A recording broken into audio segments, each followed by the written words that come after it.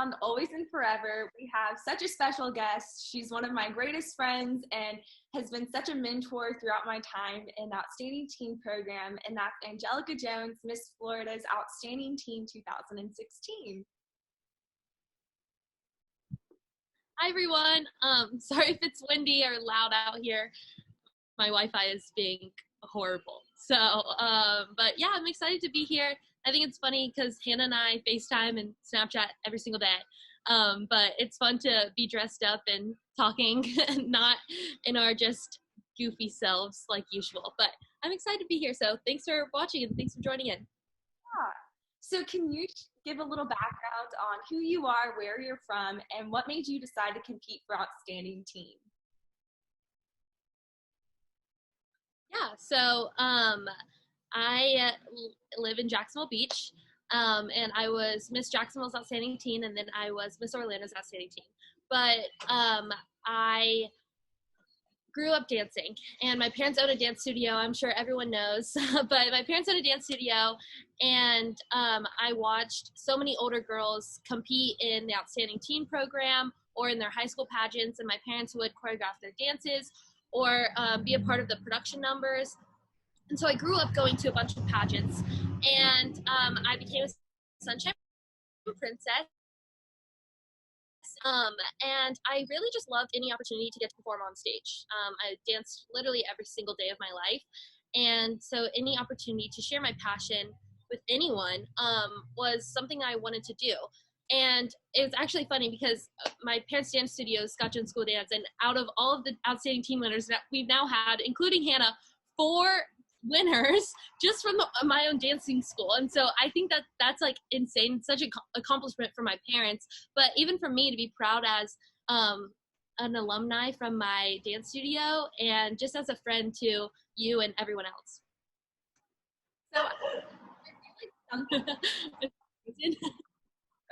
I feel like something that most people probably don't know is that you competed for Miss Florida's Outstanding Teen and Miss America's Outstanding Teen with a broken pelvis. So can you share a little bit about how you got down and what made you decide to power through it?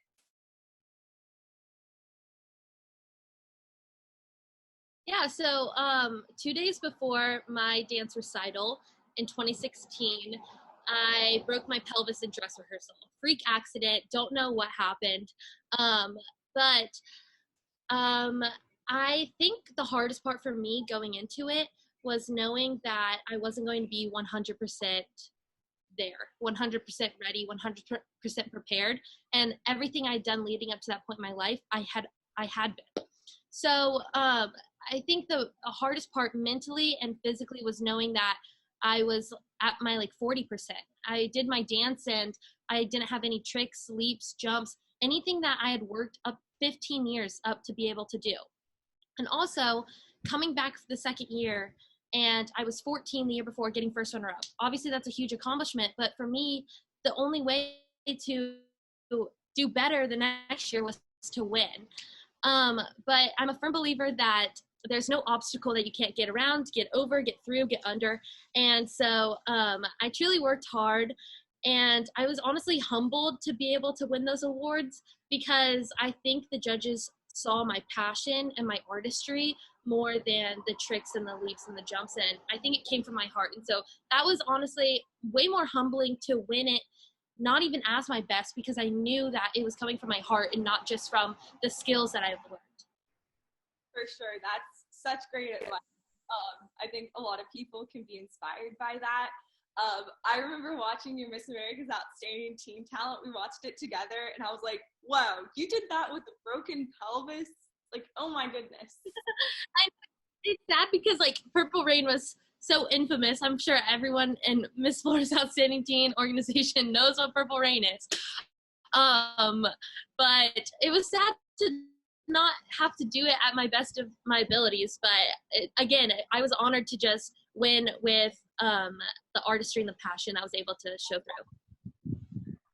So looking back on your year of service, what was the most memorable part of it?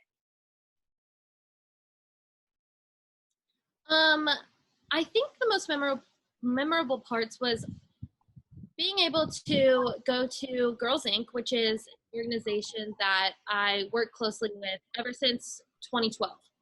I started volunteering not as a reason for pageants, not as a photo op, but because I genuinely wanted to be a mentor and a friend to these girls. It was down the street from my dance studio, and while my parents would go to work, I would go and volunteer and hang out with these girls that stayed at school for 13 hours each day because their home life wasn't great.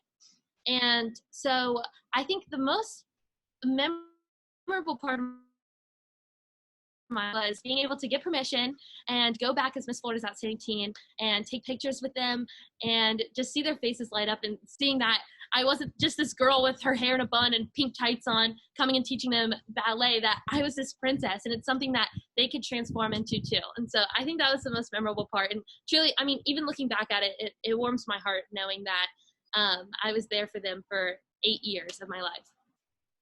That's incredible. So now you're at the University of Florida and you're involved in so many different things. Can you talk a little bit about leadership that you hold and how you're making an impact on the UF Yeah. So I want to preface this with I love being busy and I love being involved. In high school, I was involved in a lot. And so for me, that was just a normal thing to carry over into college. So going into school, my freshman year, I rushed and I became a Delta Delta Delta. And that's been so much fun.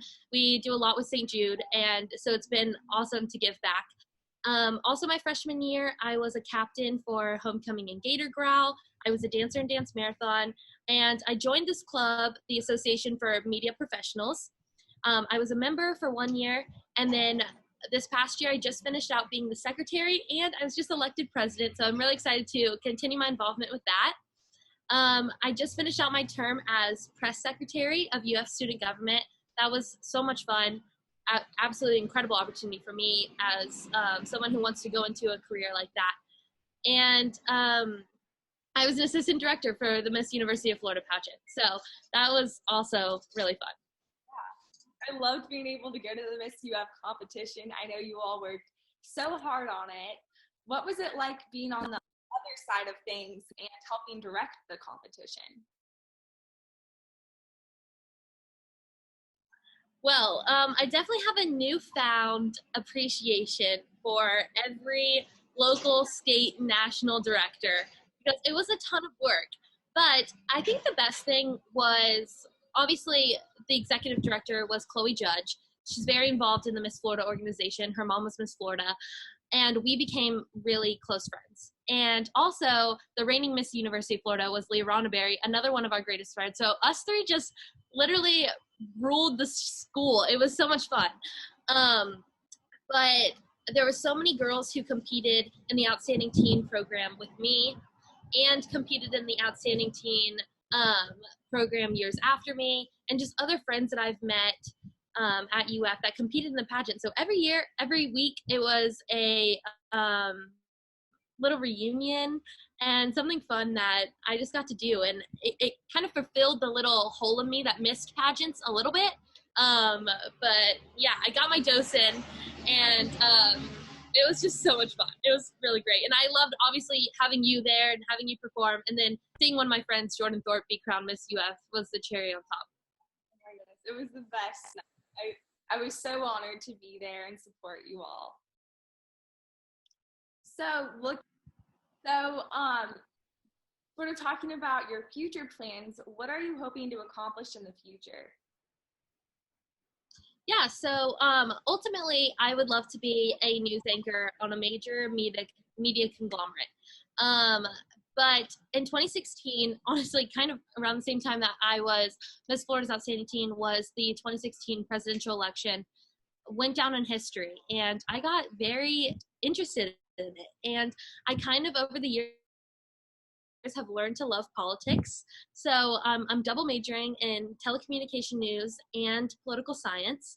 I would love to be not only a news anchor, but anything with social media, digital communications, a press secretary of some sort, or a political journalist. So honestly, I'm kind of not like all over the place, but kind of in the same line of communications, digital media, maybe throw in politics a little bit in there, and we'll see what happens. I think you're going to do great in whatever you end up deciding to do. So Thank you so much. I like to ask a set list of questions for every guest that's on Always and Forever. And the first one is, who is one of your favorite forever Miss Floridas and or Miss Americas? Miss Floridas. Well, okay. I think it's cool now that I'm older, so intimidating, that I can just be friends with them. And so I think it's just cool because we have such a strong sisterhood in not only the outstanding teens, but also in the Miss Floridas. And it really transcends within each other. And so all of them just feel like my friends. But for Miss Americas, I don't know if many people know this, but Savvy Shields is actually one of my friends since 2013. And that was really special to be able to be Miss Florida's Outstanding Teen in Boardwalk Hall while she got crowned Miss America 2017. And so that was obviously an incredible opportunity. I mean, I just met up with her a few weeks ago, and it's like time doesn't pass with us. It's so much fun. But beyond that, as a Miss America, as a starstruck, oh my gosh, she's Miss America, Kira Kazantzis. People always told me that I was a little mini me, I looked like her, and I remember loving her. And she came when it was my first year competing in Outstanding Teen. She was best friends with Tori Cohen, and she came while Tori was giving up her crown. And after I got first runner-up, she just looked at me and was like, "You are incredible," and she saw the potential in me and told me I had to come back. Obviously, I took those words to heart, and that was so inspirational. And then when I was Miss Florida's Outstanding Teen, I was walking down in Atlantic City, and she stopped me and was like, "Hey, Anjelica," and I was just like, I was so honored that she like remembered my name. It was crazy because I was just such a small blimp on the radar of her year. I mean, she meets so many people every year, and the fact that she remembered my name was so touching. I will always remember that. That's so cool. I love all those young women. They're awesome. Yeah. So when you were competing, what was your favorite area of competition? Obviously talent. I love talent, but I'm a talker, as maybe you can tell, and everyone watching this can tell. And especially since that's what I want to go into when I'm older. I love to interview. So what's the best piece of pageant advice that you could give to girls who are going to be competing for Miss Florida's Outstanding Teen in August? You've given me some great gold so I know that you have some good stuff to share. I think that's funny because I just like don't consider myself a pageant girl, and I think anyone who knows me just knows that I don't live in pageant world like some people do. So I guess my best piece of pageant advice would be yourself. But I think that's a little cliche because I don't walk around with a spray tan. I don't walk around with fake eyelashes on. So my best piece of life advice that I'm going to give is just knowing that being Miss Florida's Outstanding Teen doesn't define you. I was Miss Florida's Outstanding Teen 2016, and there's so many other things that I've done after that that I don't want to be remembered as Miss Florida's Outstanding Teen. I want to be remembered as Anjelica Jones, blah, blah, blah, blah, blah, blah. So I think if you realize that your life is this novel, every chapter is each year and every day is a different page, and you can write whatever content you want in those pages every single day. Just being Miss Florida's Outstanding Teen is just the chapter title. And if you're the local title, or if you're just Anjelica Jones, you can write those content, you can write the pages that you want to, and you can be a leader, you can volunteer. You don't have to have a crown and sash to do that. And I think a lot of people need to take that to heart and realize that doing things for a pageant resume shouldn't be how we live our life. So just truly remembering that you can be a leader without being Miss Florida's Outstanding Teen. You can go on to be super successful. There's so many chapters that led up to that moment, that year, and there's so many chapters beyond Miss are not even going to relate to that. I'm obviously super grateful for being Miss Florida's Outstanding Teen, but I believe that even if I didn't win that second year, I feel like I would still be Anjelica Jones, and that's okay too. For sure. So how can people keep up with you on social media?